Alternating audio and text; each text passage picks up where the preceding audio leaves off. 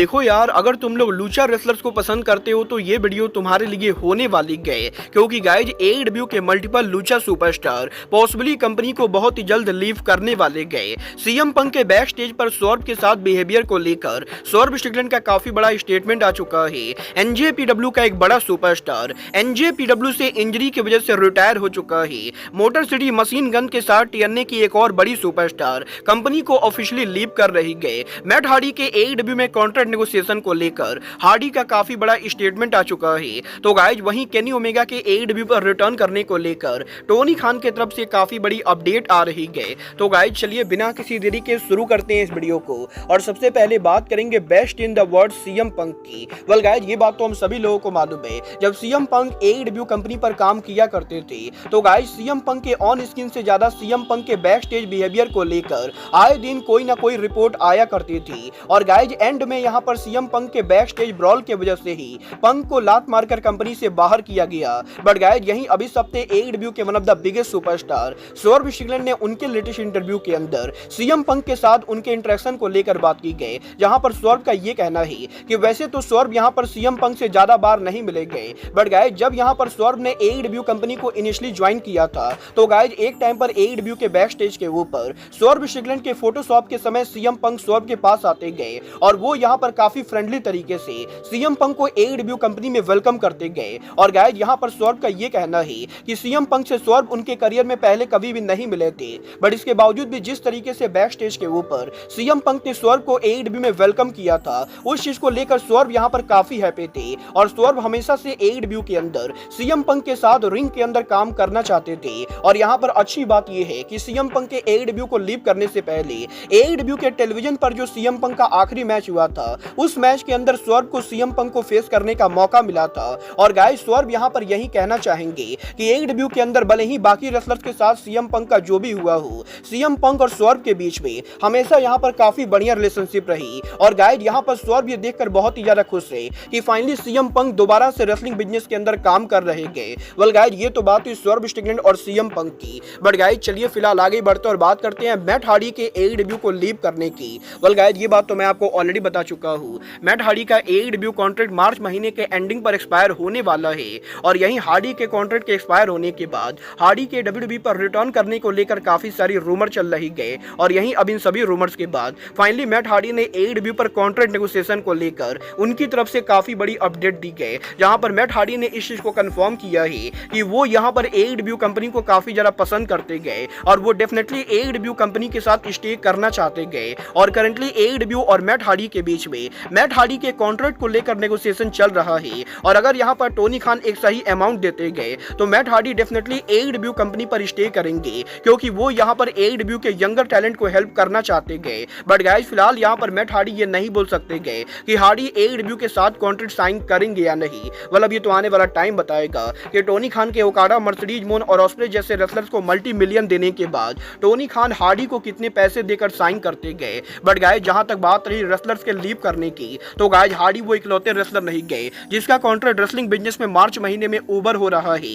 Well guys TNA wrestling के 3 of the biggest superstar motor city machine gun और killer कैली का contract TNA wrestling के अंदर अब ऑफिशियली ओवर हो चुका है। और गाइस यहां पर टीएनए रेसलिंग में मार्च महीने के एंडिंग के ऊपर मोटर सिटी मशीन गन के कॉन्ट्रैक्ट के साथ साथ किलर कैली का भी टीएनए कॉन्ट्रैक्ट ओवर हो रहा है।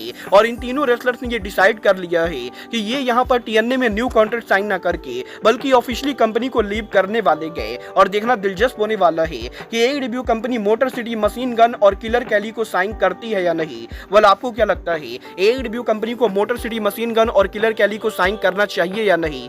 आप लोग मुझे कमेंट करके बताइए। बट गाइज चलिए फिलहाल आगे बढ़ते और बात करते हैं केनी ओमेगा की एडब्ल्यू पर रिटर्न होने की। वेल गाइज ये बात तो हम सभी लोगों को मालूम है, केनी ओमेगा करंटली यहां पर डायवर्कल्टीज इंजरी से गुजर रहे गए और ओमेगा की इसी इंजरी की वजह से वो यहां पर लंबे टाइम से हमें टीवी पर देखने को नहीं मिले गए। और एक बार फिर से यहां पर टोनी खान के लेटेस्ट इंटरव्यू के अंदर जब टोनी खान से ओमेगा के हेल्थ सिचुएशन को लेकर बात की गई तो टोनी खान ने इस चीज को कंफर्म किया है कि केनी ओमेगा की इंजरी अब पहले के मुकाबले काफी अच्छी गए। बट गाइस यहां पर टोनी खान ये बिल्कुल भी नहीं कहेंगे कि केनी ओमेगा एडब्ल्यू पर रिटर्न करने वाले गए, क्योंकि गाइस टोनी खान पर्सनली ये चाहते गए कि केनी ओमेगा जब भी एडब्ल्यू कंपनी पर रिटर्न करे वो यहां पर मेडिकल तौर पर पूरी तरह से फिट हो। और गाइस टोनी खान को इस चीज की कोई भी तेजी नहीं गई कि केनी ओमेगा जल्द जल्द से जल्द AEW पर रिटर्न करे। और गाइस टोनी खान पर्सनली ये चाहते गए कि अगर केनी ओमेगा को आने वाले 1 साल भी आराम करने की जरूरत है तो गाइस केनी ओमेगा को आराम करना चाहिए, क्योंकि गाइस एक बार जब केनी ओमेगा फुल पोटेंशियल के साथ AEW कंपनी पर रिटर्न करेंगे तो वो यहाँ पर AEW के न्यू एरा का बिगिनिंग होने वाला है।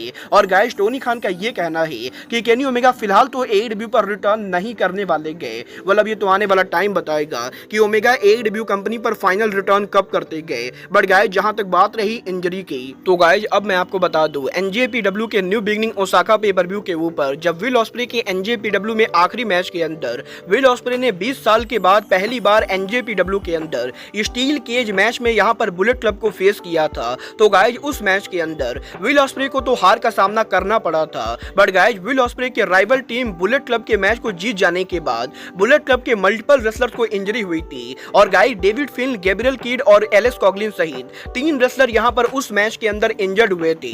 और गाइस यहां पर इस मैच में इन तीनों के इंजर्ड होने के बाद गैब किड और डेविड फिनली की इंजरी तो ठीक हो गई, बट गाइस एलेक्स कॉगलिन को मैच के अंदर जो इंजरी हुई उस इंजरी की वजह से अब यहां पर एलेक्स कॉगलिन को रेसलिंग को क्विट करना पड़ रहा है।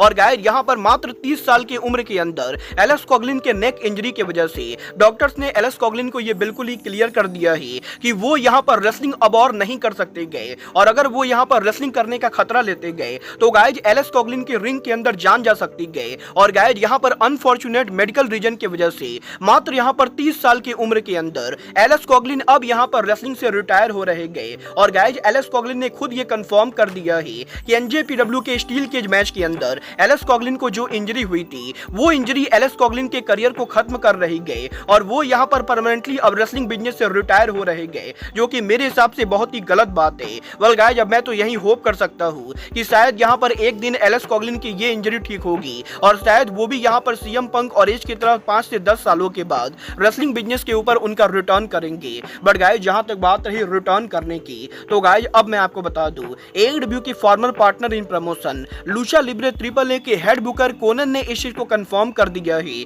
कि पॉसिबली बहुत ही जल्द AEW के काफी सारे luchador wrestler Lucha Libre triple A के ऊपर रिटर्न करने वाले गए। गाइस यहां पर कोनन का ये कहना है कि पिछले कुछ सालों में लूचा लिब्रे के काफी सारे बड़े रेसलर्स ने लूचा लिब्रे ट्रिपल ए को लीव करके AEW कंपनी को ज्वाइन किया है। और गाइस क्योंकि टोनी खान की कंपनी लूचाडर्स को मैक्सिकन रेसलिंग कंपनीज के मुकाबले ज्यादा पैसे देती गए, तो गाइस इसीलिए ये रेसलर लूचा लिब्रे ट्रिपल ए को छोड़कर AEW कंपनी को ज्वाइन करते गए। और guys Lucha Libre triple A के 10 से भी ज्यादा रेसलर्स के AEW को ज्वाइन करने के बाद अब यहां पर कोनन का ये कहना है कि बहुत ही जल्द AEW के अंदर जो पॉपुलर मैक्सिकन रेसलर काम कर रहे गए वो सभी यहां पर AEW कंपनी को लीव करके लूचा लिब्रे ट्रिपल ए के ऊपर वापस आने वाले गए। क्योंकि गाइस यहां पर कोनन करेंटली अमेरिका के अंदर एक मेजर टीवी नेटवर्क के साथ टीवी डील को लेकर बात कर रहे गए। और गाइस यहां पर कोनन का ये कहना है कि अगर यहां पर लूचा लिब्रे ट्रिपल ए को ये टीवी डील मिल जाती गए तो लूचा लिब्रे ट्रिपल ए को काफी पैसे मिलने वाले गए। और गाइस उन पैसों का यूज करके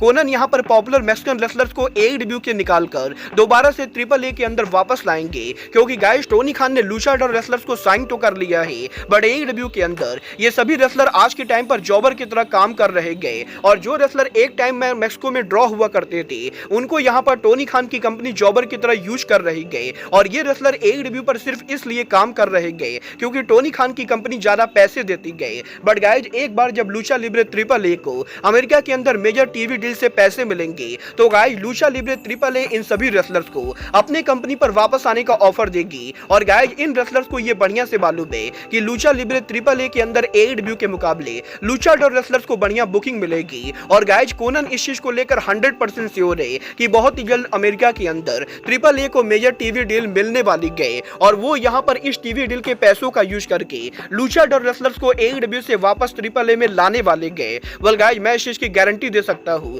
कि अगर यहां पर ट्रिपल ए को मेजर टीवी डील मिल भी जाती गए तब भी वो यहां पर टोनी खान से तो कम्पीट नहीं कर पाएंगे। और मुझे तो यहां पर बिल्कुल लगता भी नहीं गए कि लूचा लिब्रे ट्रिपल ए को अमेरिका में कोई मेजर टीवी डील मिलेगी भी। बट गाइस आपको क्या लगता है लूचा लिब्रे ट्रिपल ए AEW की कंपटीशन बन सकती है या नहीं?